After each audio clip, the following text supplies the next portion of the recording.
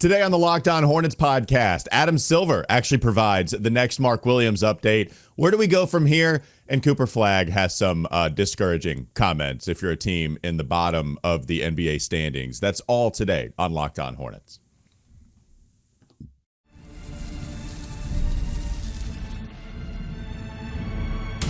You are Locked On Hornets, your daily Charlotte Hornets podcast. Part of the Locked On Podcast Network. Your team every day. In a minute, cuz we live.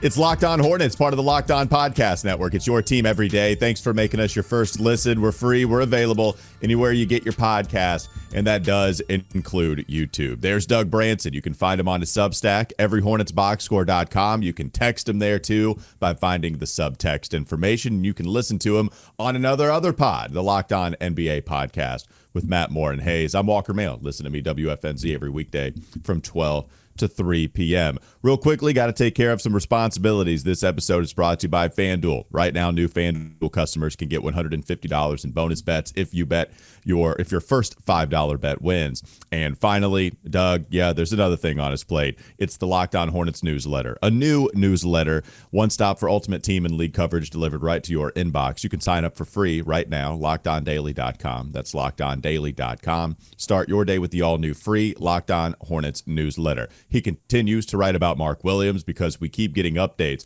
I was joking in the cold open of the last episode we did. We took a break from the Mark stuff, and we handed out mid-season awards. I'm not kidding this time. We do have another Mark Williams update, and this time it comes at the hands of Adam Silver, so you know it's real. Adam Silver, taking questions during the press conference during All-Star Weekend. He was asked about the Mark Williams situation. Doug, honestly, let's stop there. Thank God he fielded a question about the Mark Williams situation. Like, I know it was probably Lakers driven, but at least we got something on the Hornets because they're a part of one of the biggest stories in the association. So I'm just glad we got Adam Silver addressing something pertaining to the Hornets amidst the biggest story, one of the biggest stories in the NBA right now. It is amazing. I don't know if it's sad that was the extent of the Hornets representation at the All-Star game, right? Because you had Brandon Miller. He was there, at least, representing the team. And representing the team in the uniform that I think most of us have become accustomed to, which is a cast on his wrist. Yeah, that's right. Hugo is going to rock the cast next year, isn't he? They're just going to make a change. A full body cast. They're going to wheel him in, the arms suspended in the air. Yeah, sure. It's going to make it difficult for Super Hugo to jump off the trampoline, but this is the way. This is what you need to adapt to with all of the injuries.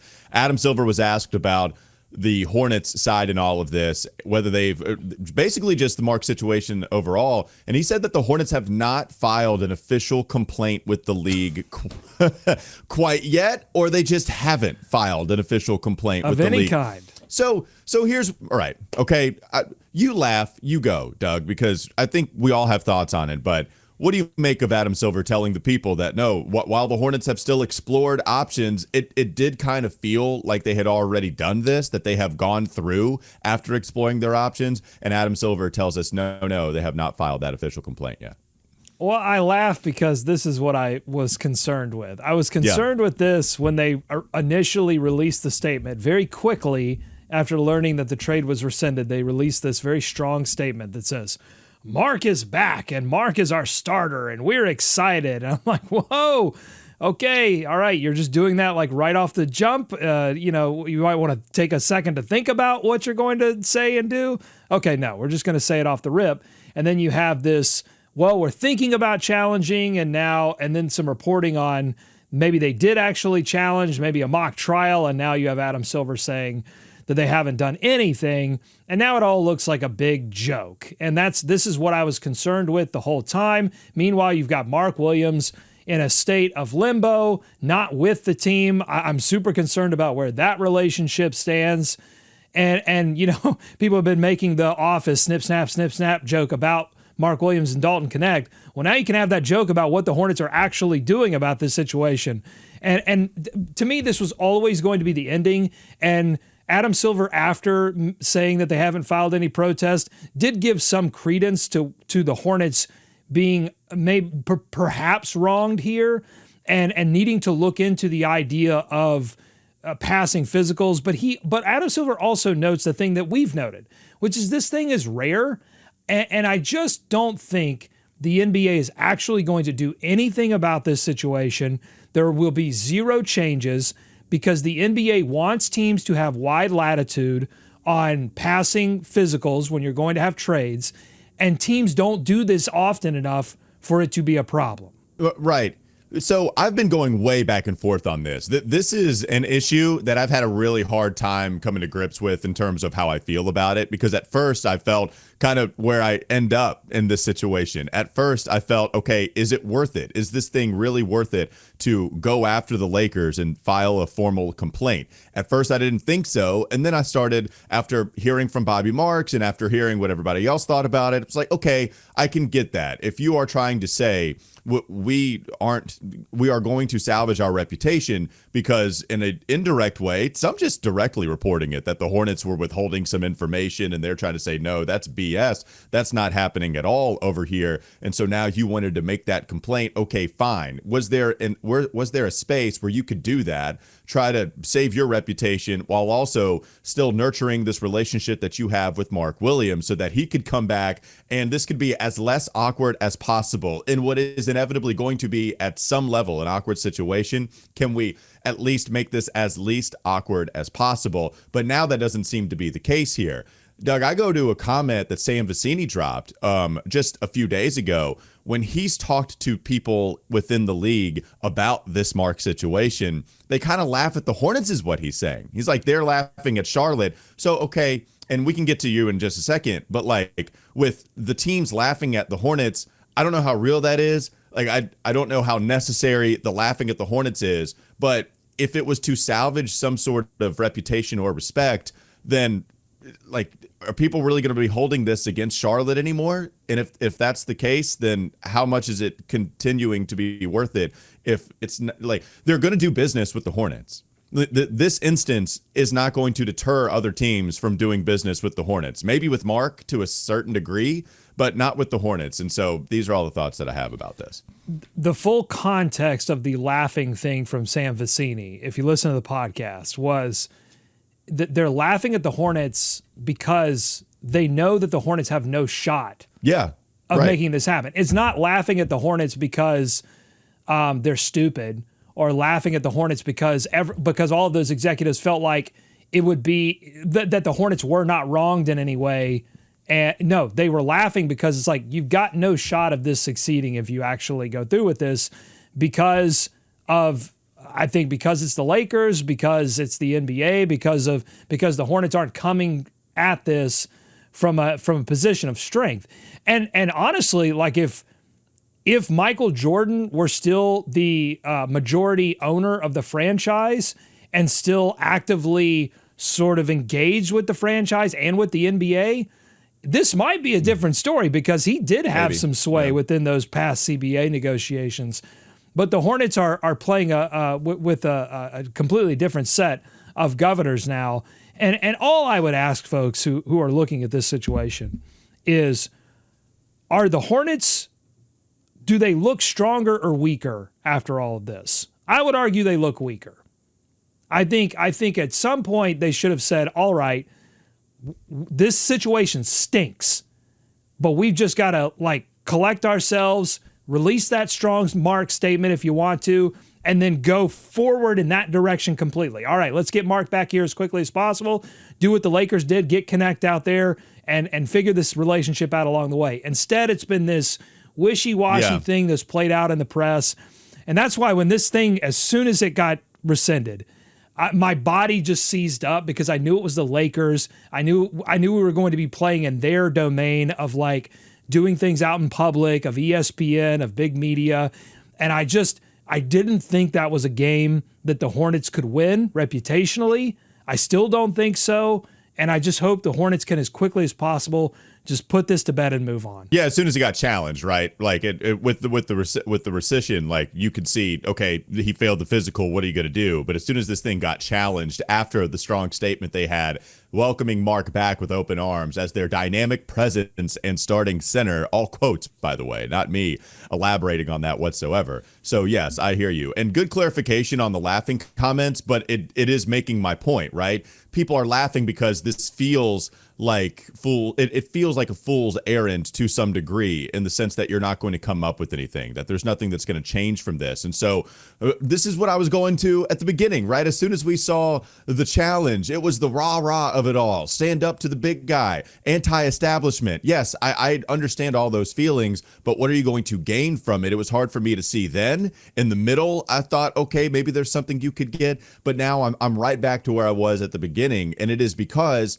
teams are laughing at the idea that there's just nothing you can do. And so if you're trying to salvage a reputation, if you're trying to make sure that other teams will do business with you, it seems like they already understand what you're going against. Like, it doesn't, if they know this is a losing proposition, that the Lakers probably just failed the physical because they got cold feet and they're not giving you details as to why. We just know it's not the back, but it's these other injuries that they found, and we still have zero clue as to what the other injuries are, but we know it's not the back. The other teams will be like, hey, look, the Lakers, they just got cold feet. They don't want to do business with you anymore. But that doesn't hinder us from doing business with one another. So to me, if other teams understand that, are you challenging this for the respect of the fans? Are you challenging this for trying to get this thing to go through? And we both agree that's not going to happen. Like, Dalton Knecht is a Laker. He's going to be a Laker until maybe the Lakers change or trade him next year, whatever. So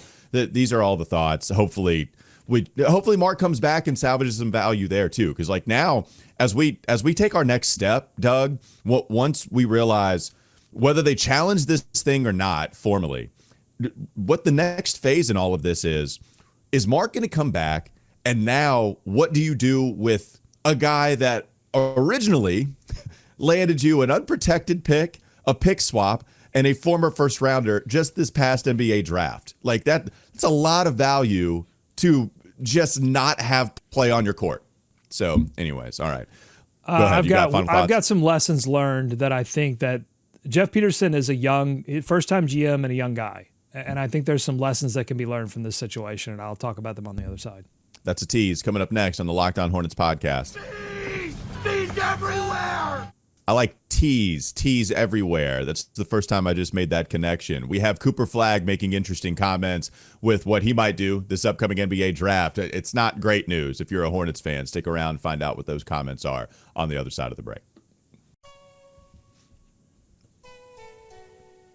This episode is brought to you by Hungryroot. Thank you, Hungryroot. When it comes to grocery shopping and meal planning, I've had this ongoing problem. I just don't have the time between work, life, and trying to eat healthier. I was constantly feeling stressed out. I'd go to the grocery store, buy things I didn't really need, then end up with no time to actually cook. And sticking to my health goals, yeah, that was a struggle too. Everything changes with Hungryroot. Honestly, it's a game changer. It's the easiest way to eat healthy without all the stress. And with Hungryroot, it's like having a personal shopper and a nutritionist all in one. They take care of grocery shopping. They recommend meals and groceries based on taste and health goals, from anti-inflammatory to high protein, gluten-free options. You got the best of everything over here. And the best part, every meal is ready in 15 minutes or less. You're talking quick, healthy meals that actually taste great, all delivered straight to your door. It's been a huge time saver for people, and it's made healthy eating so much simpler. You're going to love Hungryroot as much as I do. For a limited time, get 40% off your first box and a free item in every box for life, which is a ridiculous deal. Just go to hungryroot.com/LockedOnNBA. Use code LockedOnNBA. That's hungryroot.com/LockedOnNBA. Code LockedOnNBA to get 40% off your first box and a free item of your choice for life. Hungryroot.com/LockedOnNBA. Code LockedOnNBA. Don't miss out. More Locked On Hornets ahead. Before we get to Cooper Flagg comments, you said Jeff Peterson probably learned some lessons in all of this as a young decision maker. Well, I hope so. I hope lesson number one is don't deal with the Lakers anymore. Like, they've proven they get cold feet. They don't do their homework. So don't do deals with them anymore, because you cannot have this happen again. And you don't want it to happen again with another organization as well. And so my second takeaway would be, if you are going to trade a player with injury concerns like Mark Williams, and he did have those, then before the deal gets done, be as open as possible. I don't know how open they were, but I'm just saying be as open as possible and make sure that everybody knows the deal, and just, get it all out on the table so that there's not, you don't want you don't want things to hang on the physical. Like, don't give them a reason to back out of things.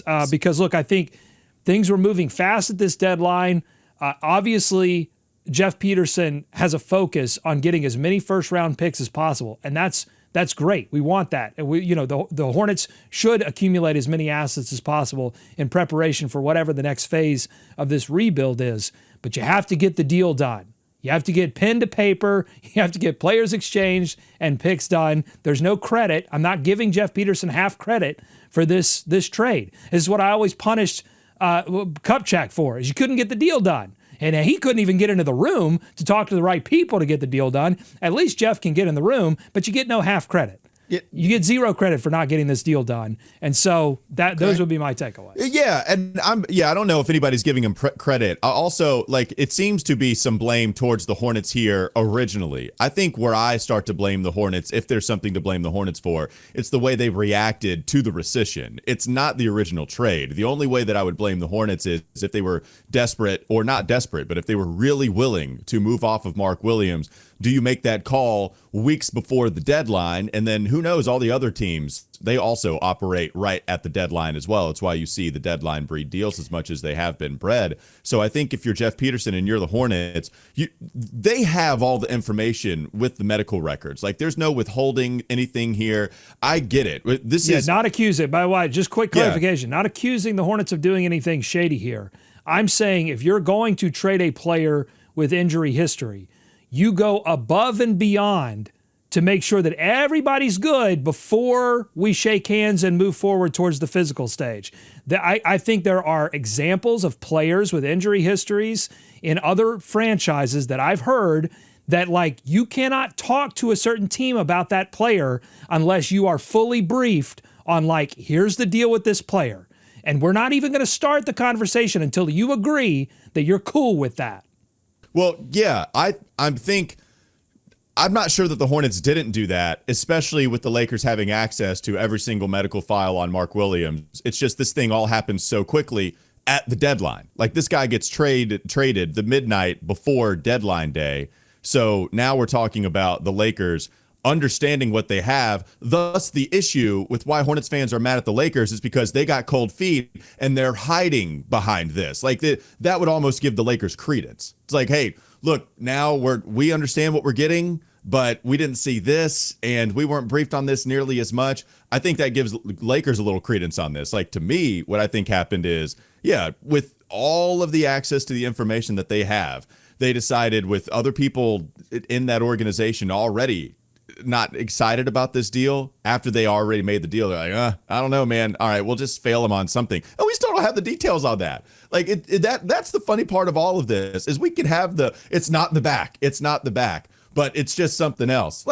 Okay, so HIPAA allows you, okay, all right. The HIPAA stuff too, it's not like we don't have access to all the other injuries with these NBA guys anyway. We know what's going on with some of the problems via reporting and whatnot. And so that's the vagary just with that specific side of it too. So yeah, who knows, man. The next step is, what do you do with Mark? Also, what happens in the NBA draft? That's another big time decision that the Hornets and Jeff Peterson, they're going to have to make. I'm hoping that Cooper Flagg is available. I'm hoping he's an option, whether, one, they get the number 1 overall pick, and if they do get the number 1 overall pick, he's even in the draft, Doug, because he just spoke with The Athletic in an interview over the weekend that dropped. He said, bleep, I want to come back next year. I still feel like a kid, he continued. This is the only way I've ever known college. That's how I see it. I really wouldn't know how kids felt before, and this feels different. If this feels more like being a professional, if this feels more like being a professional, I mean, it's the same thing for kids in high school too, getting paid a lot of money. I don't know. I feel pretty normal. So this is Cooper saying, I might just come back. He seems to be very happy in college. And I will tell you, I saw all the jokes. I saw plenty of Hornets accounts saying this is going to be the year the Hornets get the number 1 overall pick. I'm not worried at all. Cooper Flagg, there is a there is a 0% chance. I'll go ahead and say it. There's a 0% chance he doesn't enter the NBA draft. It's just not happening. He's going to feel all kinds of ways, and particularly if Duke does not win the national championship, he's going to have all kinds of feelings, and you want him to have those feelings. You want him to be super competitive, but someone will get into his ear, or some rational part of his brain will eventually take over after the NCAA tournament, and that will say, hey, dude, you cannot pass up the opportunity to be the number one overall selection and all that comes with that, both financially and fame-wise. There's just too much risk involved in playing another season of college basketball when you already have the number one overall selection locked up. So I'm not worried about this either. What it does make me do, though, is go to the mock drafts and just explore other options for the Hornets to draft, other players that they could draft. And that's right, folks, we're bringing it back. Mock draft Monday. I'm not ready to go mock draft every day of the week, but it will happen pretty soon. I think in March we start mock draft a day. Oh my God. But for now, mock draft Monday. That's 4 months of mock drafts every single day. You're right. Is You're that what damn you're saying? right it okay. is. All right. That's absurd. Go ahead. What's the first mock draft? This one is from BleacherReport.com, and Jonathan Wasserman, one of the titans of NBA mock drafting, and he has the Hornets slotted in the number 4 position, and they are taking VJ Edgecombe, shooting guard, small forward, out of Baylor, 6'5", 180 pounds. He is 19 years old. Pro comparison, Andrew Wiggins, nationality, Bahamas. Hopefully it would go better than the last time the Hornets selected a player from the Bahamas. That, of course, was Kai Jones. As soon as VJ shows up to media day with blue hair, then I'm going to start being worried because of the water down in the Bahamas. God, let's go back to the original hair color, VJ. The thing is, yeah, VJ would be awesome. All these, that's the thing, man. Like, you miss out on Cooper Flagg. Sure, it would suck. You have top 4 guys that a lot of people really like. You're going to make me do draft research earlier this year, aren't you? With all the mock draft talk that we're going to have, you're going to make me do it earlier and earlier. And then by the time we get to 2028, I'm going to be researching the draft in November. The season's going to be over by the first month of the season, and I'm going to be doing that NBA draft stuff. But I do like VJ Edgecombe. I know a lot of other people do too. If the Hornets are 4th and VJ Edgecombe is still there, to me, the pick is automatic. But the more interesting question, and I think the question that's actually going to be closer to reality, is if the Hornets are in the 2nd slot or in the 3rd slot, do you pass up on one or both of the Rutgers kids, the Dylan Harper, the point guard, who would cause, I guess, some conflict a little bit with LaMelo Ball just in the way they play, or Ace Bailey, the very tall and lengthy scorer, or do you go with the guy who has some offensive question marks in VJ Edgecombe, but projects out as the prototypical defensive player that you think Charles Lee would absolutely salivate over? Do you go with the two-way guy, even if you're 2nd or 3rd overall? What do you think about that? I think, well, the Harper thing will be interesting just with how they view LaMelo, but I wouldn't worry about it. I know you wouldn't worry about it either with the position overlap. I think defensively, especially with VJ, you said there might be some offensive concerns. Again, I'm operating on not as much research on these guys. I do know that these seem to be the top 4. There might be a drop. I know Nada just came on and talked about the center out of Maryland that he really likes too as the possible 4th/5th option. So if that's the other guy, then that would be interesting. But defensively, if Edgecombe fits the bill more so, and he has the offensive upside with all the athleticism, then that just might be the guy they go for, because it does fit Hornets DNA. And they did kind of just do this with Tijon, who isn't good defensively right now. I don't think that, but has the motor, has the want to. And so if VJ displays that more so than the Rutgers kids, then that just might be the pick, whether it's at 3 or 4, wherever it might be, that just might be the selection. Early shooting concerns for VJ that seem to be working themselves out as Baylor's season continues. I think he's now shooting near 40% from 3, but it has been a little bit inconsistent. And I think you're going to see some of the same questions around Edgecombe that you you had about Brandon Miller coming out of school and still have to a certain extent, which is, can he develop the ball handling necessary to create for himself create for himself in the way that superstars create for themselves? And that, when you draft a guy second or even third overall in a strong draft, you're going to have those questions. Like, can the guy do the thing that's going to make him the superstar?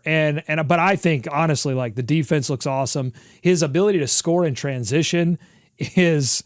I was watching some tape this morning. I'm starting to fall in love. I'm just saying. I'm not ready to hand out a rose yet, Walker. But, man, VJ, it looks really good. I've only heard good things. And anybody that watches him really likes how his game can translate to the next level. Coming up next on the Locked On Hornets podcast. Bees everywhere! Let's get to All-Star Weekend, because my timeline told me everybody was excited about it with the product that they were watching last night, just like they do every year. We'll get to that in just a moment here on LOH.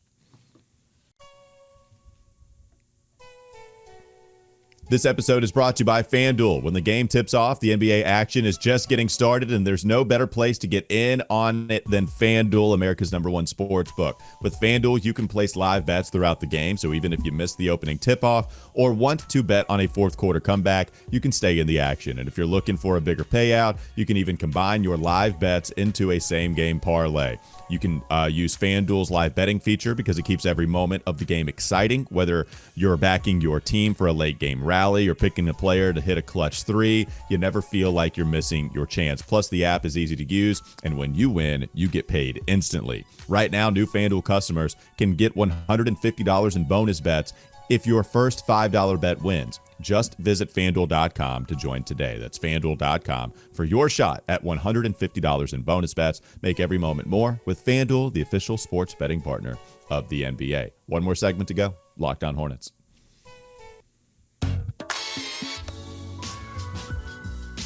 All-Star Weekend, Doug. How enthralled were you with all of the weekend's festivities, with Saturday night special, with what you got on Sunday? All-Star Weekend, give me your thoughts. I've got a radical take here. I'm going to zag when everyone else is zigging. All right, you ready? Are you bracing yourself? Yep. Buckle up. It was fine. It was fine. It was fine. There were a lot of commercials. Welcome to... honestly, that's the take that's getting to me the most. Is like how little basketball. Have people been watching? My take is I don't think people have been watching All-Star Weekend for a while. And that's totally fair because of the competition level. But that's what it's a giant commercial. Ryan Bernardoni wrote one of my favorite things on All-Star Weekend, and he wrote it last year.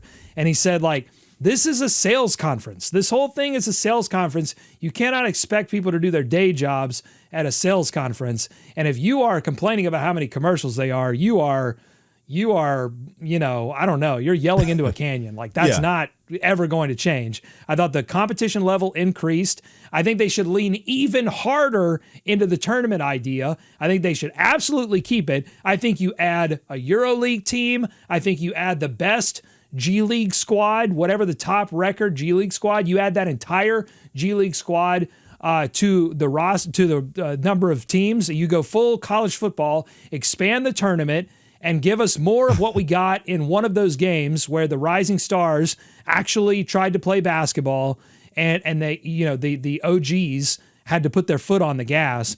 Just give us more than that. Give us more of that. Lean harder into that. Yeah, Doug, do you want this to be an AAU style weekend tournament where everybody shows up and they play in the morning and then just have this thing go on for 48 hours and then the champion is finally crowned in a gym where only the parents are there? Because this thing, I love it. The tournament expanded the playoff field just like college football. I mean, it was... So this is where I am too, to a certain degree. You have more thoughts on actually leaning into this idea harder. I'm looking for the idea. I'm looking for an All-Star Weekend that gets me engaged with the game again. And I was talking about this with my buddies, and maybe this is the zigging while everyone is zigging take, but it was appointment television for me, when I was a kid, and perhaps that's leaning on nostalgia. It was appointment television for me, even in the early 2010s, to be honest with you. There was some good enough games that got my intrigue. And even when we had the dunk contest with a Zach LaVine and an Aaron Gordon, that was still enough to have me intrigued. And then in the last 8 years or so, I won't even go last 10, just feels like this is somewhat recent. I know every generation feels like their generation is the worst. There were still complaints about guys partying hard the night before, and then they would come in with the All-Star game, and then just people would complain about it in the 80s, the 90s, the 2000s too. I get it. It does feel like we're at a spot where it is the worst, and the competition level was better than it was last year. That's because you got guys still pulling up from 40 feet, and it's hard for me to get That's into. That's great. I mean, that's the whole thing. I don't want a defensive slugfest in my All-Star game. I enjoyed Steph Curry pulling up from the half-court line and knocking down the shot. I enjoyed some of the high-flying spectacle. And when it came down to it, there was a little bit of defense. That's all I want. I just want a little bit of defense. Wemby gave me that. Kyrie Irving gave me that. Here's an idea. Forget All-Star Game MVP. I want All-Star Game try-hard. They should forget the MVP award and give an award to the player, or even maybe have a try-hard, all try-hard team, and give Wemby some love, give Kyrie some love. And I think part of this honestly fixes itself, at least with the game, because you do have players who are coming up like Wemby, who have heard the rhetoric about the All-Star game and want to turn it around. They want to be a reaction to the thing that they've heard. They want to restore the honor to the All-Star game. It's just going to take time. I mean, look, as much as people were making about the international team, so many great players, it's look, if you have Nikola Jokic, who has said just straight up, I'm not going to try. He said that, verbatim, maybe not verbatim, but almost verbatim. I don't care about this thing. I'm not made for this kind of thing. If you have one player on your team that's like that, it's just going to be impossible for your team to truly compete against another team where everyone's competing. And so that's going to have to wash itself out, and you're going to have to get more players who can learn how to how do I try hard without fouling someone, and trying to hurt someone, hurt myself. This is a tough line to navigate. I think the players will eventually get there. This broadcast was terrible, obviously, but TNT has senioritis. This was their last one. It was weird. It's going to go to a new broadcast team next year. And everything's going to be fine. Just everyone relax. I was going to say the Kevin Hart and Mr. Beast of it all was pretty terrible, especially with the Kevin Hart stuff. I almost tweeted this out, but during an event, okay, so if there are plenty of events happening at the exact same time, if all of the top-notch comedians are in New York for the Saturday Night Live 50th anniversary and you have one of the comedians that isn't there, probably not going to go well for you. There's a reason he's not at Saturday Night Live and he's doing the All-Star events. It was pretty terrible. And this isn't even somebody that hates Kevin Hart like that. It's just the TNT crew. They love him. And so they're like, hey, man, let's bring you on the broadcast and let's see you make some of these jokes with these guys. And it's kind of brutal, man. No, I didn't see anybody laughing. It was brutal in the sense that nobody was laughing in the moment. And also, I can tell you my timeline and myself, I was with my timeline. Didn't seem like anybody was enjoying that experience. Well, the thing is, people, there are going to be a group of people that just hate Kevin Hart. They don't like Kevin Hart. They don't think he's funny. And which isn't me, by the way. That's what I'm saying. Right. To me, Kevin Hart has the capability of being funny. Mm-hmm. And that could have, in some universe in the multiverse, that worked. And it didn't because Kevin Hart decided not to be funny. He decided to make fun of all the players, which was, and again, in a non-funny way. And it was the whole problem with the broadcast, it was a broadcast for 3 people. It was a broadcast for Shaq, Kenny, and Chuck. Yep. Yeah. That's the whole thing. It was looking in, it was navel gazing, it was the whole thing. And that's all going to change. So I don't even, I get it. Everybody's going to go to that thing, but that's all going away next season. So I don't care. I think this was a move in the right direction. This is an evolution, and sometimes these things get uglier before they get better. Okay. And I think we're actually on the right track. And I would just encourage the NBA not to do what NASCAR did. Don't do what NASCAR did, which is every time you get a little social media hate, you go, we're going to spin this thing 180, do some donuts, and go in a completely different direction. Don't do that. There were things that worked about this. Lean harder into it and go. Like, the problem with the All-Star weekend before they did this tournament was that they didn't go gonzo enough. People think they want serious basketball, but honestly, they really don't. People don't know what they want. They think they want defense. They don't really want defense. You needed to go full Savannah Bananas with this whole thing. Stop taking yourself so seriously. It's the All-Star weekend. Have fun. The reason you liked it as a kid was because of the novelty of it, because because you didn't get to see the best players in the world all the time, and there was a novelty to it. Well, that novelty is gone, and it's never coming back. It's never coming back. So instead, find new novelties. That would be my advice. The dunk contest, Mac McClung was awesome in this dunk contest. I will say that. Like, if you just care about the quality of dunks, Stephon Castle, even if he missed a lot of attempts, the made basket between the legs rebound dunk was pretty sick too. So some endearing qualities about the dunk contest. I really liked what Mac McClung did. So we'll see if they send out the Mac signal next year to see if he can four-peat after being the guy to three-peat for the first time ever. But I thought that was cool. All right, that'll do it for a lot. You got more dunk contest thoughts. What you got, Doug? Go ahead. I know. I got no dunk. You got it. The dunk contest is beyond saving. It needs to be completely scrapped. There's no amount of star. Wait, Mac McClung was good. Because I thought that too. Wait, if there are we leading into craziness with the dunk contest more? Like, Mac McClung was awesome in this one though. No, I think Mac McClung hit the nail on the head when asked if he was going to do it again after the three-peat. He said, "No, I'm running out of dunks." The whole dunk contest is running out of dunks. Okay. Like, I think we peaked with the Levine Gordon dunk contest, and we're never going. That is beyond saving.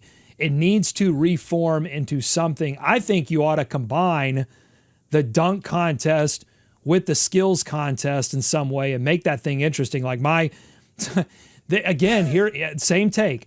The NBA is taking itself too seriously with the skills contest. And you have the guy, so Wemby and CP3, they try to game the system. They try to cheat. And because the whole skills contest is absurd if you think about it. Like, so you don't need to make one of the shots. You just take three. Like, it's stupid. And they tried to game the system, and then instead of letting the NBA doesn't know how to make good TV anymore. You let Allie LaForce interview them afterwards and get some perspective. But no, you have this guy from the NBA, this unknown person, come down and prevent the interview from happening. The NBA has forgotten what they can't decide. Do we take this seriously or do we have fun? And they're trying to go this middle way, and there is no middle way. Go all fun, go all gonzo, and make the thing ridiculous and quit trying to take yourself so seriously. Okay. That ended up in a different spot at the beginning of your dunk contest, but okay, there you go, Doug. That was a hell of an all-star breakdown segment from you. Honestly, take the mic. I had to get all my takes out now because I'm gonna have to just toss it to Matt and Hayes and let them talk about whatever they want to talk about. So I just had to vomit all of them. I apologize. I saw at some point there you took a sip of your drink. You're like, just like. Oh, dude, that was your world, baby. I'm not gonna lie. That was give you the rock and just cook. Like, that was your microphone. You got it. That's Doug Branson. Go check him out on the microphone, even more so on Locked On NBA and also everyhornetsboxscore.com. Also, find his subtext information, and then you can go back and forth with him about All-Star Break. I'm Walker Mail. Listen to me on WFNZ every weekday from 12 to 3 p.m. We appreciate everybody making us your first listen. Again, you can catch us anywhere you get your pods, including YouTube. Have a great rest of your day. We'll be back with you tomorrow. Just make good TV.